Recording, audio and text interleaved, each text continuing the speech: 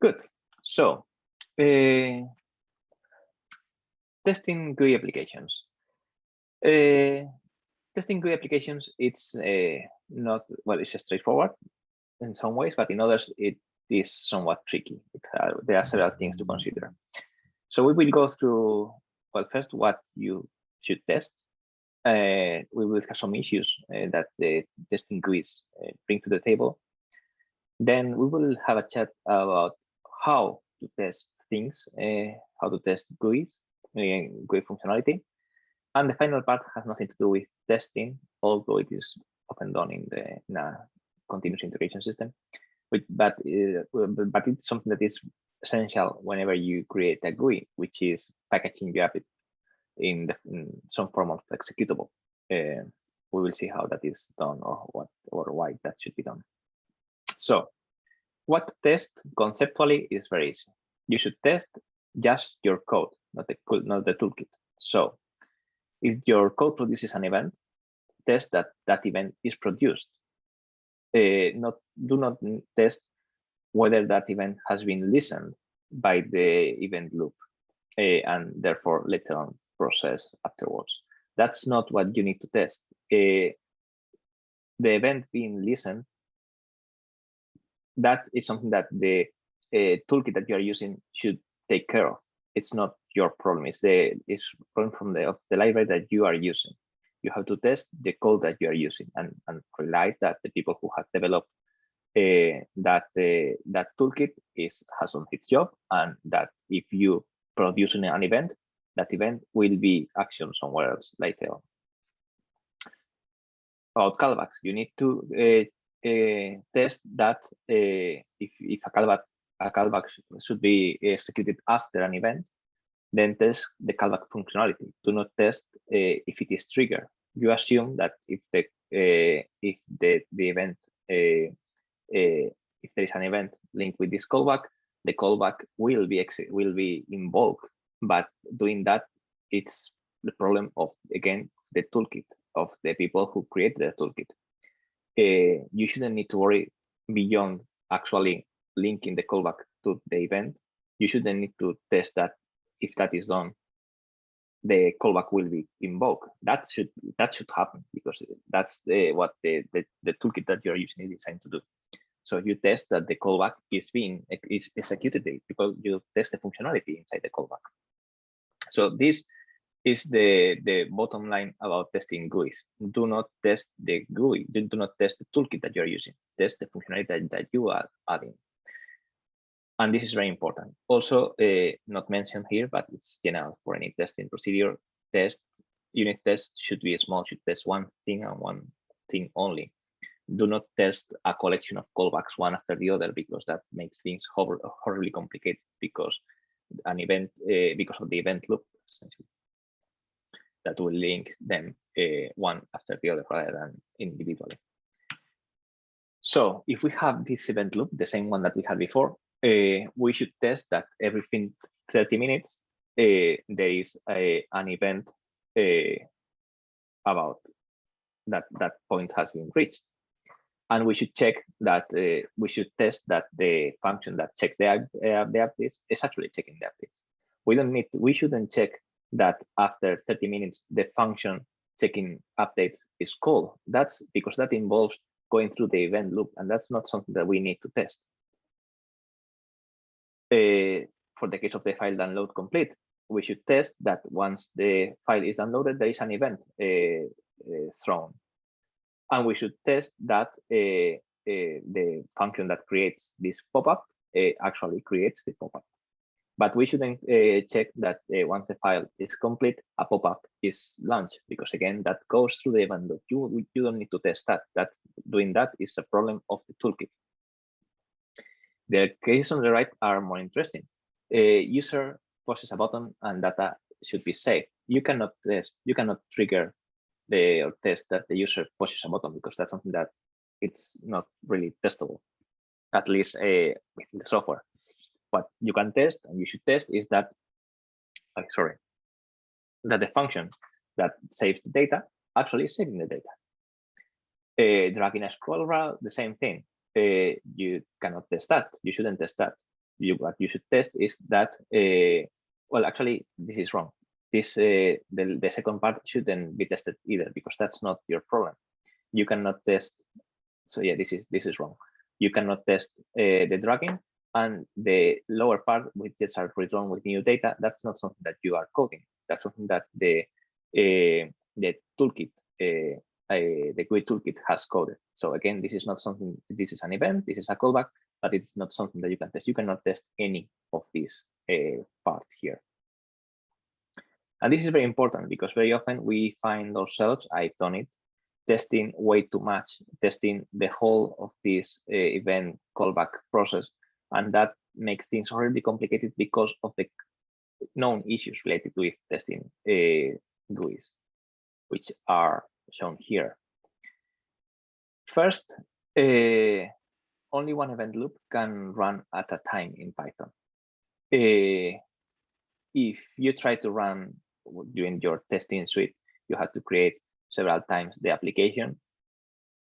In my experience, at least with TKinter, with Kiwi, and with the Qt, well, PySide 2, the testing suite will break, will fail, because it cannot create more than one event loop simultaneously.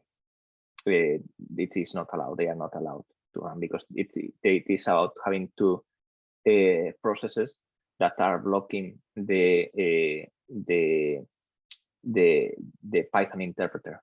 Each of them, all of them want to be exclusive, who have exclusive control of the interpreter, but they cannot, because they are all the same. So they all fail. Testing with threads is very, very tricky. So if you have threads in your code, you don't want, or you want to avoid having to test something that involves having multiple threads running simultaneously. It is very easy and very hard to catch errors that are happening within the individual threads.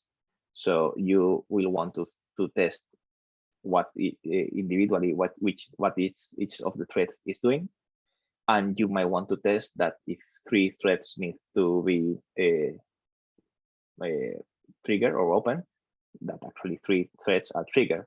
But do not try to test the whole thing of running a process, opening several threads, and then checking that they all finished and they return things, because if things happen, bad things happen in the middle, it's going to be very hard to catch those.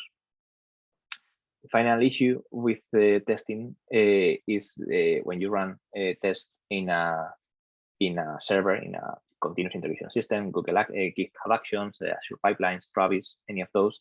If it is a Linux machine, with Windows and Mac, it's fine. But if the environment is a Linux server, it has no Xserve, it has no display.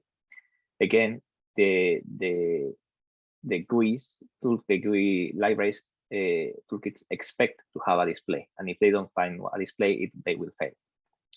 So there are 2 ways of doing this. One is called running tests headlessly. This is a very common, it's the norm when developing web applications and testing web applications. Actually, the page I link, when you click in this in here, XPFB, this is a tool, a Linux tool.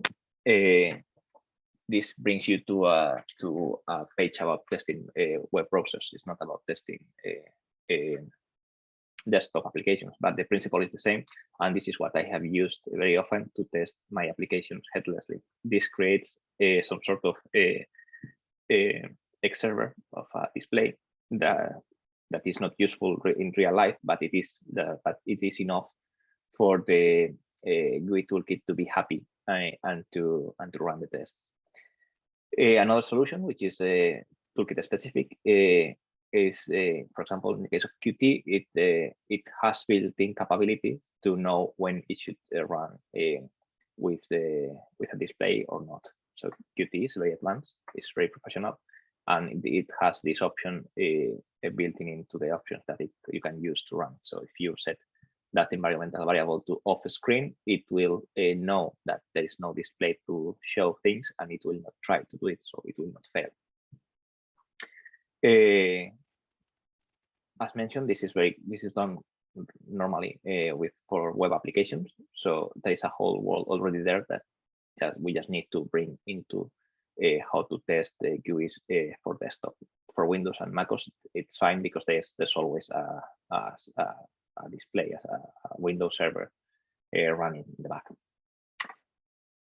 So how to test? So you want by all means to avoid running the event loop. The event loop is very nice. It allows you to run the application, but it's a pain for the testing.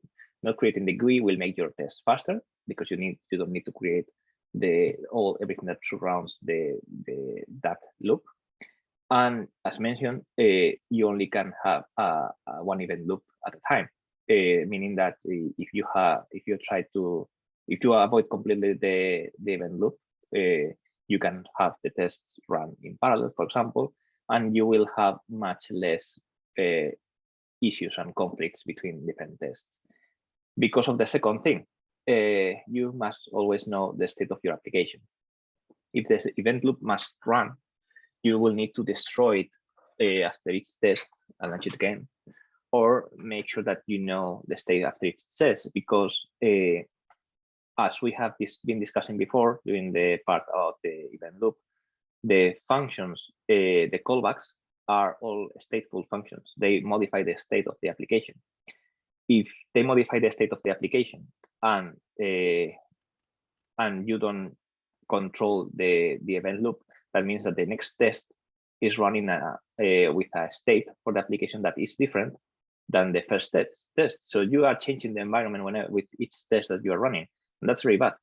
You are not in control of the environment where the tests are being run. And tools like PyTest don't really start completely fresh after each test. There are things that are maintained, and in particular, the main loop is one of them, unfortunately. So if for some reason you must run the event loop in your test, make sure that you either destroy it or you reset somehow the state of your application to a clean state before each of the tests to make sure that you are in control. To help with this, it's very useful and recommended, and I strongly suggest you to look into using mocking tools. Python has a built-in mocking library to create either a fake environment to a fake state that you can change and that you can set up after every test without having to enter into the event loop. And so these mocking tools will help you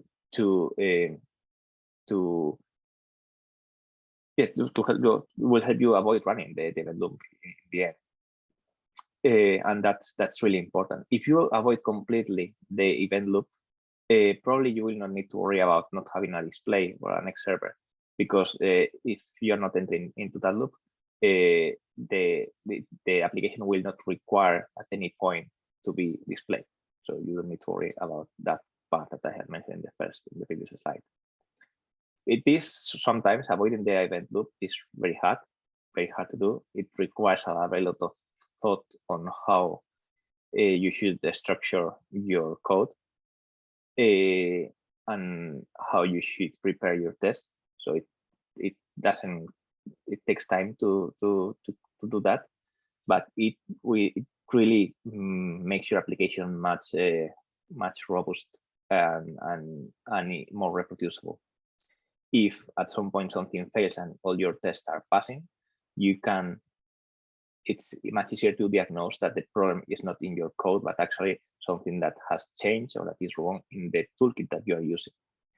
If you are mixing running the event loop with running your own code and something gets wrong, it's much harder to diagnose these problems. So this, again,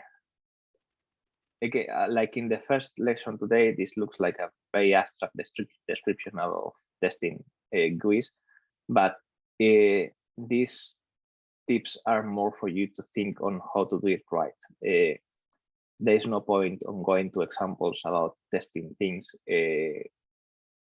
because every application will be very, very different from one another. The takeaway message that you should have from here is that you should test only your code, not the GUI toolkit, you should avoid running the event loop as much as possible if you can, and you should use mocking tools as much as possible to precisely to set up a proper state that you can control and everything, because we are testing something that it's designed with that uses event-driven programming, where the callbacks are all stateful functions, and that its role is to change the state. So you need to having control of that, doing control of that state. Any question about this? I'm going to do a small break here. Any question about testing? Because I seem to remember that some of you were actually asking about testing yesterday when we introduced each other. So do you have any question related with this particular part?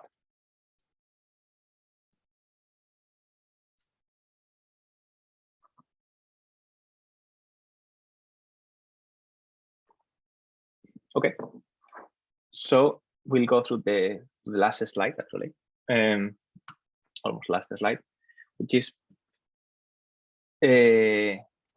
packaging. If a user wants to have a graphical user interface to use the application, and you want the application really to be more accessible, more usable, well, they will expect to have an icon that they can double click, or a menu entry in the main menu of the operating system to run the application. They can do double click, and there you go. They do not want to install manually Python. They don't want to have to PIP install your application. They don't want to have to go to the terminal to run your application.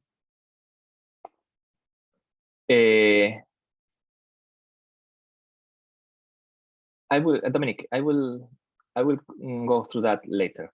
Once we have completed, since I've already started this part, I will answer that later. Okay. So you want at some point to package the application and create this icon that you can double click and run your application. There are this is very common. So creating an executable is something that you do every day when you use C or Rust or any other, or Fortran or any other compiled language. That's part of how they work. But for interpreted ones, that's another story. It's much more challenging. That, well, often results in, or almost invariably results in, really large executable single monolithic files that are the executable and that you need to distribute. That's part of the problem. In Python, this process is called freezing, and it involves taking the whole Python interpreter, any dependencies of your application that you have, and put them into a executable file, essentially, into a .exe in Windows, into a .app in macOS, and in Linux. They don't have any particular extension, I think. This link, I'm going to click on it. Let's see where it brings us. Okay, I'm going to bring this here. It's more convenient. So this is a part of the Python documentation. So, and it's a really good summary of all the methods that you can have to in Python to distribute your application. The one that a user will want, typically the double click icon is this one. Sorry, it's yes, this one. There are several third-party tools. These are called Python freezers that can help you to do that. Some are platform specific, others can be used in any other platform. And I have created an example on how to do this precisely for GUI, for the application that we were using before. So this one that creates the graphical user interface for this simple command line interface. I created this. It's a GitHub repository, and I have configured GitHub Actions to create for me a executable package for Windows and for macOS. when I will show you the files to do that, but it's not relevant. Once this is run, at the end, what I get is a DMG file for macOS and an exec file for Windows that you can double click and run. Well, for the case of macOS, it will be a DMG file that you have to uncompress, and then you have to inside the app file that you can execute as you execute any other macOS application. And for Windows, you'll have a .exe that you could literally just double click and run. The macOS is failing, so if you try it, it will not work because of an incompatibility issue between Pi. I'm using Pi installer. There seems to be an incompatibility issue between Pi installer, WX Python, and GUI, so it's failing. The one in Windows is absolutely fine. In this one, you get the application and you can run it, but it produces some errors and it doesn't work as expected. But it should be expected. It should be working. It's just that there's some particular issue at the moment. I hope that they will sort that out at some point. For Windows, it works absolutely fine. It's a bit slow, but you can see that we are having a 19 megabyte file for an application that is 28 lines long. So it's a bit overkilling in this particular case, that it's a very, very simple application. But in other cases, it will be more reasonable. So you will have the files will be big. The more the dependencies you have, the bigger the application will be. But it will allow you to run the application. The user will be able to run the application without having to install manually any dependency, any Python interpreter. There's no need to have Python installed at all to run these package tools. That you don't need to worry about versions and things like that. So it's really convenient once you have taken the time and the effort to create the GUI to make the software accessible. It's very convenient to give this next step and to offer your application as an icon, as an executable that people can run. As I said, I've used Pi installer. Pi installer uses these two little files with the specific configuration to create this executable for macOS and Windows, and I would assume that there's a similar one for Linux. I have included it. And yeah, in this case, the dependencies are just included here, GUI and Python installer. That's all this software requires. When you install GUI, there will be other things installed, but that's it. So it's a Python package that has very little dependencies. So as I said, this is a public repo. Go through it, have a look at it, play with it, run this yourself. You can run Pi installer in your own. Here are instructions. You can run this in your own computer. So you don't need to use GitHub Actions. So if you want to try things and change things, please do so. GUI documentation. I have created this following GUI documentation. So GUI itself gives you an explanation on how to create standalone applications using Pi installer. So you can have a look at GUI. The link to the GUI webpage was included in the previous lesson. And yeah, it's not complicated to use. I use it in a couple of projects, and not GUI. I mean, Pi installer to create a standalone application, and it works absolutely fine. And it's really useful when you want your users, not coder users, to use the application. So to conclude, test your code, not the toolkit. So the toolkit is supposed to be tested by its developers and not by yourself. This answer, or I hope that it should answer Dominic's question. You can programmatically click a button in Qt and in other toolkits, but why would you do that?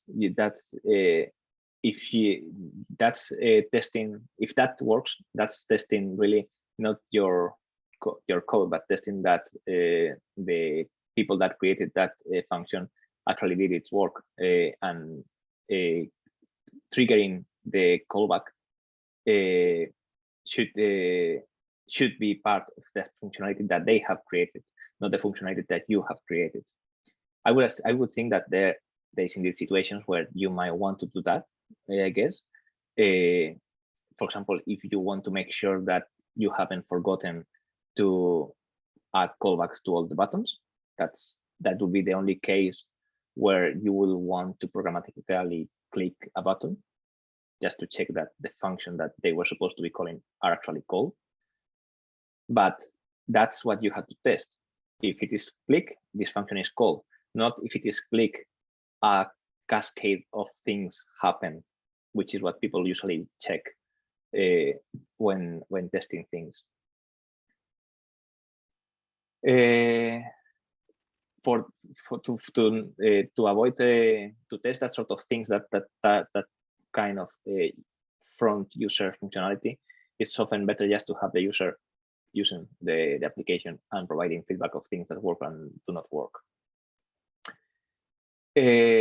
Testing GUIs is not complicated, but it has caveats, so it's not straightforward. There's the main issue to take into account is to work with the application state, to be aware of the application state, and to be aware of the threads and how they operate and how they communicate with each other, and be aware that they might not be reporting errors happening within the threads.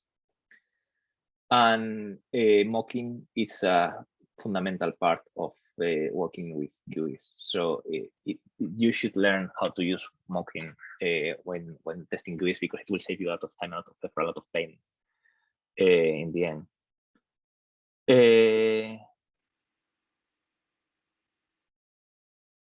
Luke, well, Luke has asked a couple of things. Answering the last one,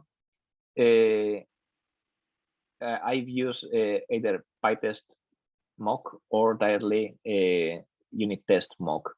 Unit test mock is part of the standard library, Python library, so you don't need to install anything else. And Python, PyTest is a third-party tool, but it's a very common one for doing testing and very powerful one. So I use those two. Actually, I think that PyTest mocking tools are just a wrapper of unit test mocking tools. So those are the, I'm not sure if there are many more, but definitely those are the ones that I use on a daily basis in my work. The first question.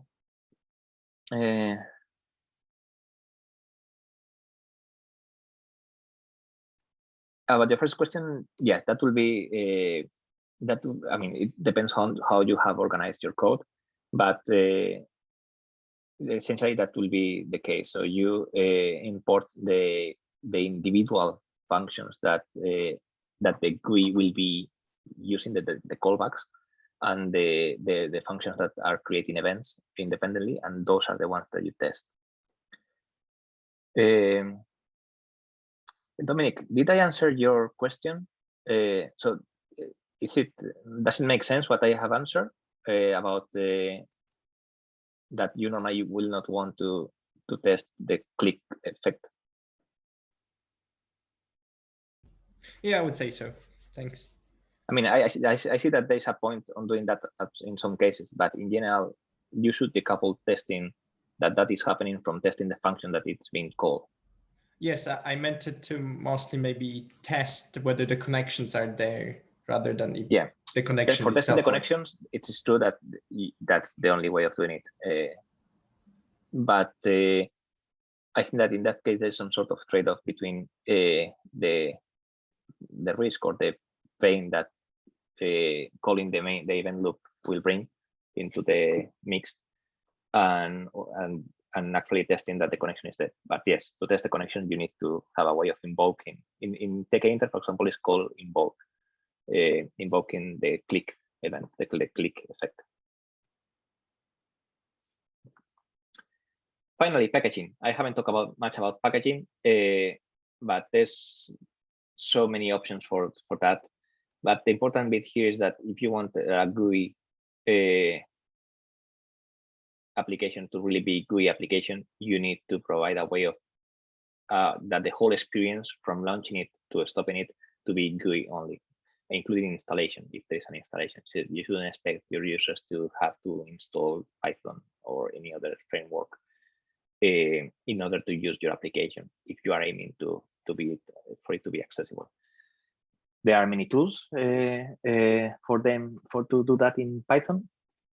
It requires some work, but after having gone through all the effort of creating the GUI, this is really a small bit, and it is worth in the end the effort precisely to provide this extra good user experience. And well, that's it. This is the workshop. You have get to the end. Any more questions about testing? Yes, about the issue with the DMD file for Mac OS packaging. Yeah. In that case, I should use another Python tool instead. Well, I think that this error is just circumstantial. I think it's something that they should be solving at some point. It's like the Qt issue. It's not something that should be going on for a long time. It's failing now for some reason, but it shouldn't be failing all the time. If it is something that it's, well, you can try to investigate what's going on. I've seen that there are some issues open in several Git repositories talking about this issue. If you need to move forward, you can check one of these other options. So OSNAP is available for Windows and Mac. Also, CX Freeze is also available for cross platform, so it should be available for all the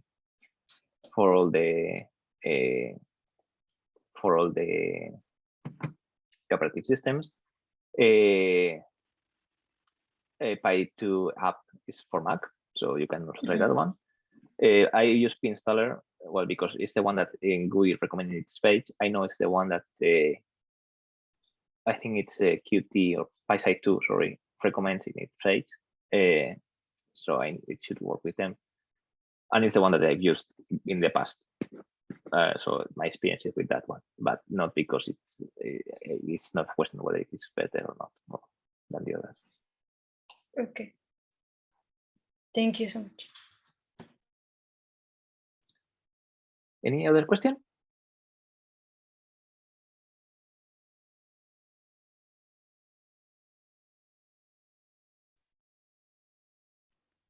Okay, well, I'm going to stop sharing and stop the recording.